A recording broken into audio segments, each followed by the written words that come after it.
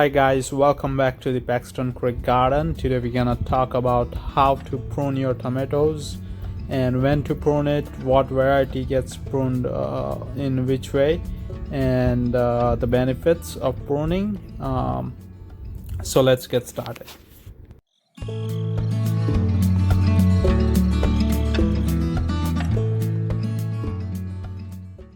Here is my tomato raised bed garden, and I have two varieties of tomato this year. One is Better Boy, that is indeterminate tomato variety, and one is Celebrity tomatoes, which are determinate type tomato variety. So as you can see, this is Better Boy stem, and I have already pruned a bunch of leaves and suckers off at the bottom, and then I'm going 2 leaders from there on, from the first set of fruits, and I've been cutting the suckers off. When you are growing tomatoes, the ultimate goal is to help the tomato plant produce as much as fruit as possible. If you are growing indeterminate varieties such as Big Boy, Beefstick, or any other heirloom varieties, pruning your tomato plant to remove unwanted suckers and leaves ensure that all the nutrition and energy are going to the tomato. And if you are growing a determinate variety such as Roma tomatoes or Celebrity tomatoes, or like a Heinz or other patio type varieties, then too much pruning could be counterproductive. So you don't want to do too much pruning of your determinate variety. So before we get started, let's understand what is determinate and indeterminate tomato variety is. Indeterminate tomato varieties are vining plants that continues to extend in length throughout the growing season. This is why you will sometimes see them referred to as vining tomatoes as well. And you can see on the right of this image that is indeterminate tomato is keep growing and sets fruit on every other node, whereas determinate variety contains themselves to a certain height and certain size of bush, and they naturally direct their energy toward fruiting without needing much intervention like indeterminate variety, and it is shown on the left. And here are a couple of examples of indeterminate tomatoes and determinate tomatoes. Now let's talk about when to start pruning your indeterminate variety tomatoes such as Better Boy or Beefmaster tomato plants. And you can start pruning as soon as you will see any brown leaves at the bottom or any leaves that are touching the ground. You want to prune them even when the plant is smaller.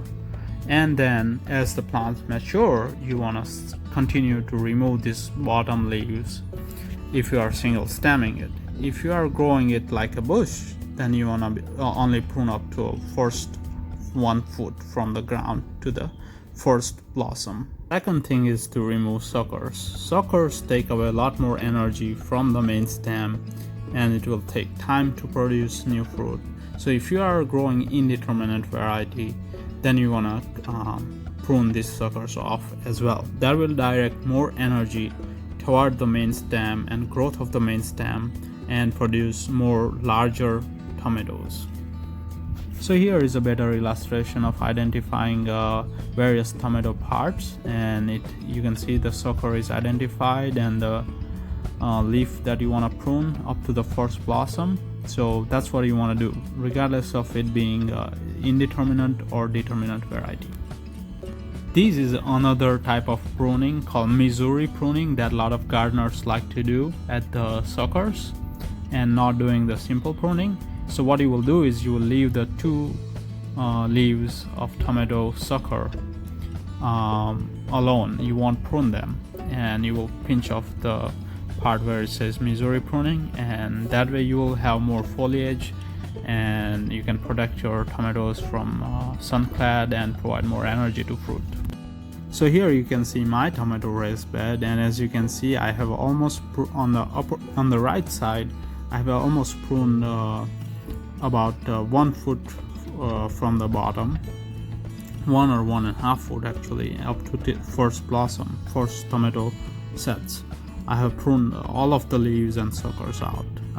Then these are Better Boy variety tomatoes on the right, and on the very left you will see celebrity tomatoes that I have pruned little less because they are determinate tomato and I didn't want to lose fruits on them. So now let me give you a closer look at this Better Boy tomato variety, the indeterminate tomato variety. And as you can see, I have pruned the suckers, the leaves, and pretty much every foliage up till the first set of fruit, except that sucker there. So that's what you want to do. That way you will have more airflow at the bottom. And here you can see I have pruned more suckers off of there. So I'm growing 2 leaders. You can do 3, 4, however many. A lot of people just do single stemming, and that's a good advice when you are raising them in a raised bed setting, but I don't like to prune them that much, so I keep 2 to 3 leaders. And here is you can see the branch or the leaf, and here is the sucker, and sucker is growing at a 45-degree angle from the main stem and the sun leaf or a branch. So you can, that's how you identify it. It generally grows at 45-degree angle approximately, and that's the part you want to take out. And you can take them out as soon as you see them.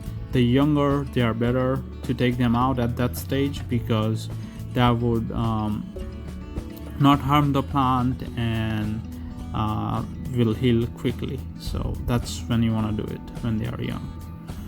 Once they get old, it may give a tomato plant a little bit of damage or state of shock. But not to worry, I have taken out big suckers as well, so, and the plant always recovers. So that is it on pruning the indeterminate variety tomatoes. You prune the suckers and the bottom leaves till the first set of fruit, and keep pruning the suckers.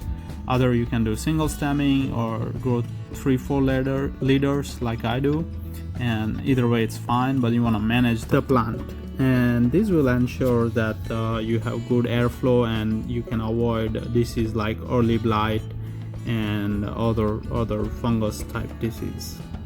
Now let's talk about determinate tomato plant varieties such as Roma tomatoes, celebrity tomatoes, or any patio varieties, and the way you want to prune them. And again, you don't want to do too much pruning with determinate tomato plant variety. If possible, not at all. I prefer. That way you don't do counterproductive work. So as you can see in this diagram, that determinate tomato plant is growing to certain size, and at the top the end node would have just flowers, and that's the end of it. Then the bush will stop growing toward the top. It may grow a little bit toward the sides, but that's about it, and it will produce all the tomatoes, and they will be ready for harvest at the same time. So let's look at where to prune determinate type tomato.